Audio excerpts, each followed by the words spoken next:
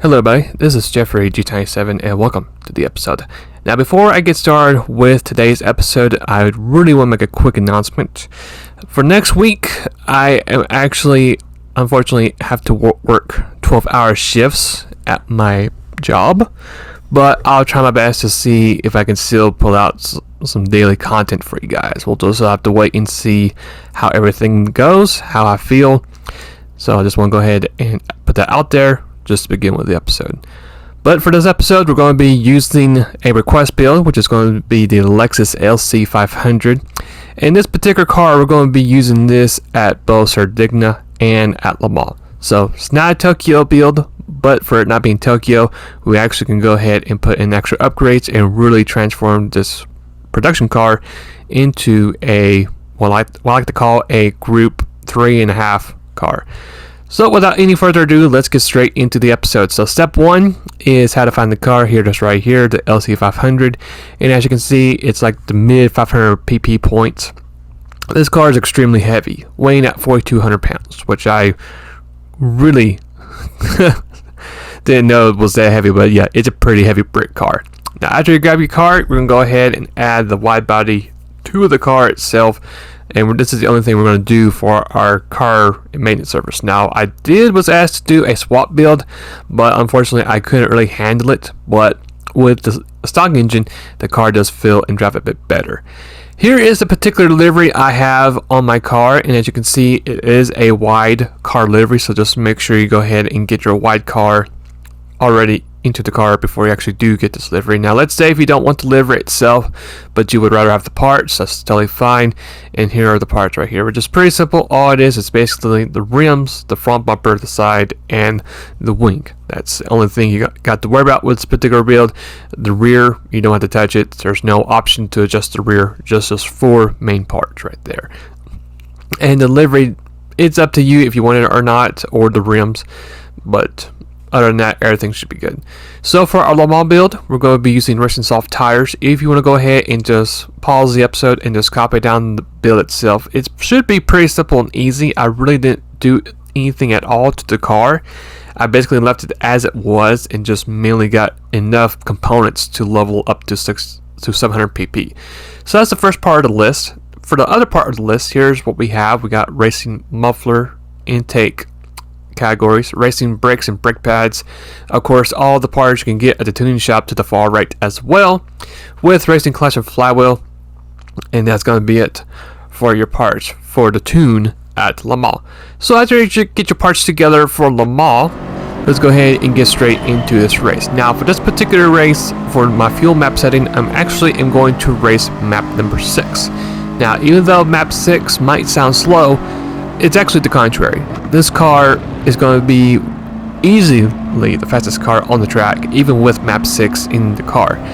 So you should have a pretty good advantage, especially over that long straight. And to boot, the car actually handled very nicely.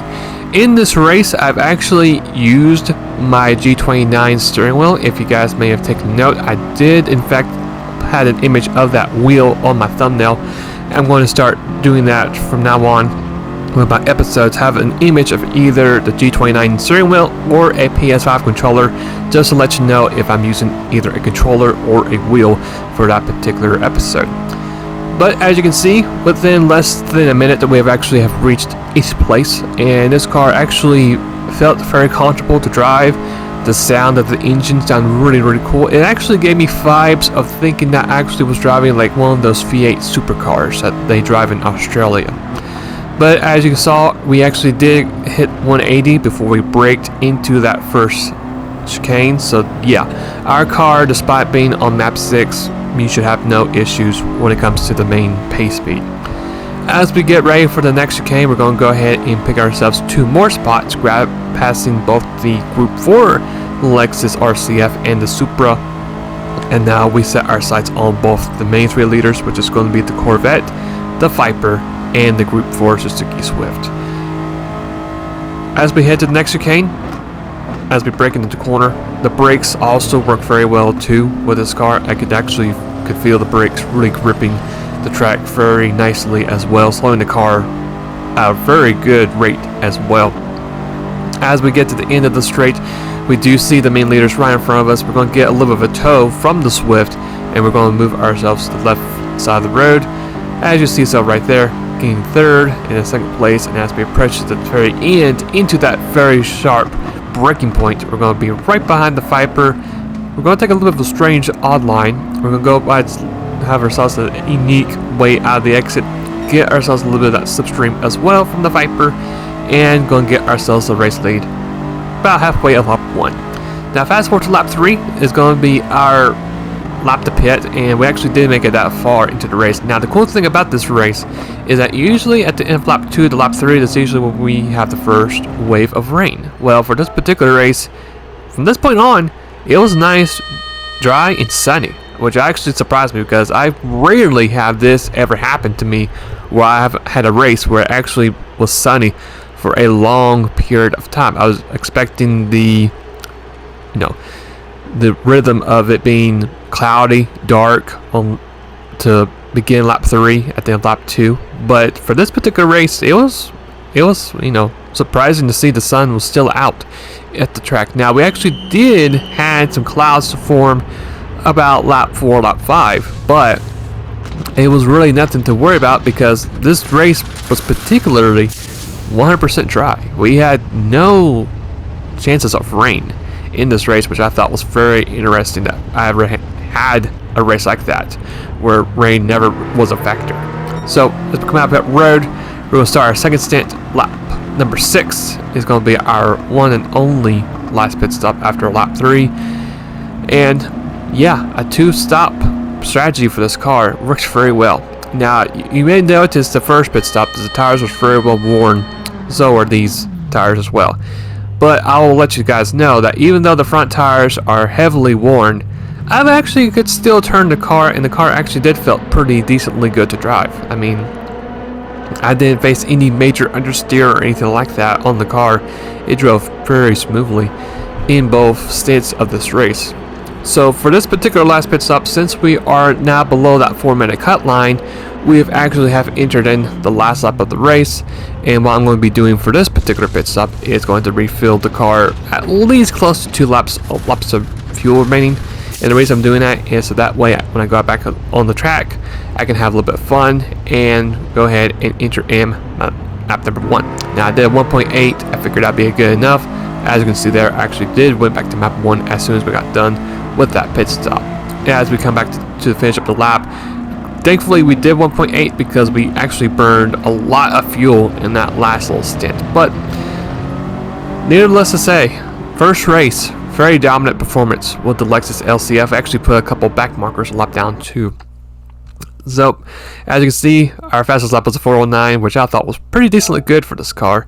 Was able to dominate this race from start to finish. Got ourselves that clean race bonus, and that's it for race number 1. Now for race 2, here is the build for race 2. Now I basically did a little bit of a touch up compared to the first race. All I mainly did was add some more downforce to the front of the car, and I actually did add in more components to the tuning shop, and basically didn't do that much to the car, just because the car just felt really good in that first race. So you can see there's a couple new components added to the car. Other than that, it's the same exact build from Le Mans, added front downforce, and that's it. So as we get started with this new next run with this car, first things first, we're going to do a map 6 again with this car. And the other thing to add into this race is I actually have this race set on easy AI mode. Now surprisingly enough, this car actually did come into play later in the run. As you can see, not going toward the front as quickly as you would expect the car to go toward the front, but trust me when I say that this car, we're doing this very methodically, and we're going to really push the car with the fuel. We're not going to really try to go as fast as we possibly can, because we do know the car is very quick on the straights.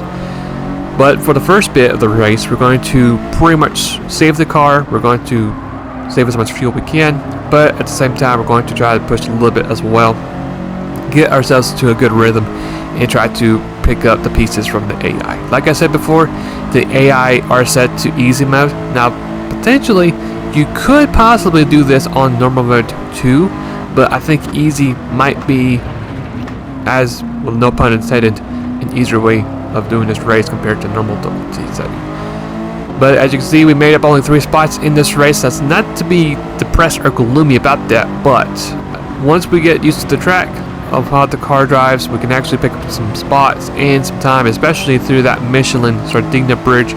As we move into top 15, we're going to send this car into this corner very close to the Ferrari. We're going to make a little bit of contact, shove it out of the way, or try to, but it gets better acceleration than we do, which I'm not too worried about. Like I said before, we're going to be very careful with the car as we make our run to the front. And can move on the outside and get ourselves P14 and then P13. So yeah, there actually is some light at the end of the tunnel for this car. So what I'm going to do, which is going to be something new, is if you guys want to see my car, see myself trying to drive myself to the front, you can. If you want to fast forward to the point where we are going to make our first pit stop, you can do that too. Whatever you want to do it, you can. So I'll let you guys enjoy this clip of me climbing to the front, and I'll see you guys when we get to our pit stop.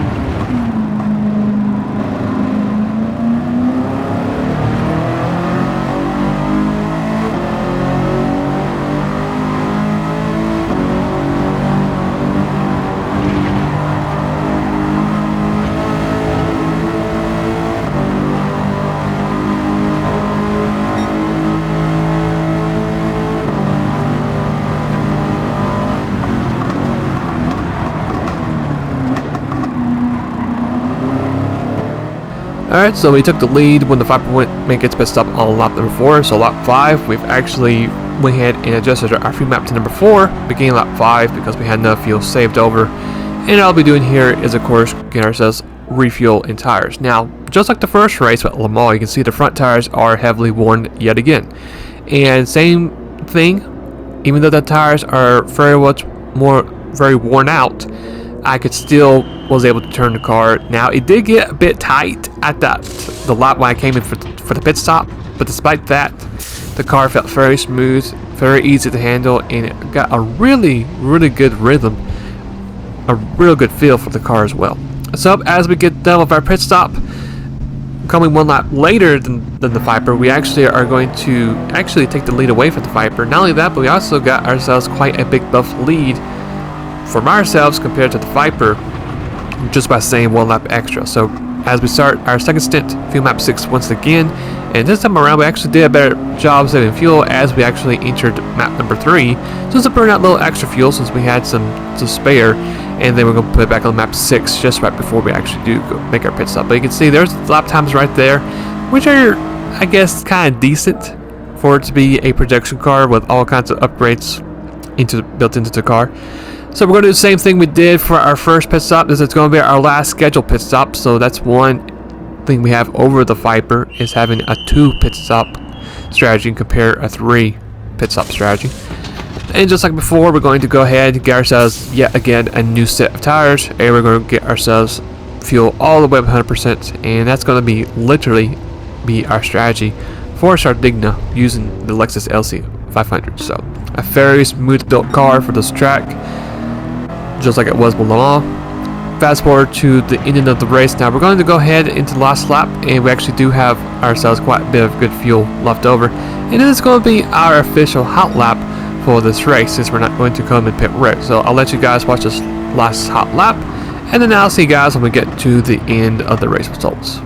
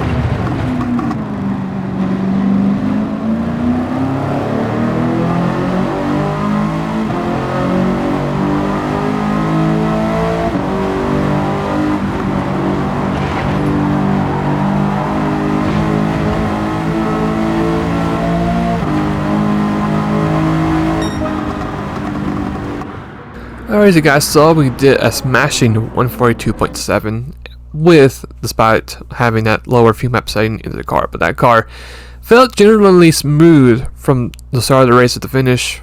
Sure, and that be the pace speed of a Group 3 or a Group 2, Group 1, whatever you have in your disposal, but still I thought a pretty decently good run with this car. Just like we did with Le Mans, got ourselves that clean race bonus, and that's going to be it for the episode. So here's the next preview of the next episode. It's going to be using the Megane trophy car at Tokyo Expressway. This was a Reddit request build, so I'm looking forward to see what I can do with this car. But hopefully you guys enjoyed the episode. If you did, why not go ahead and leave it a like.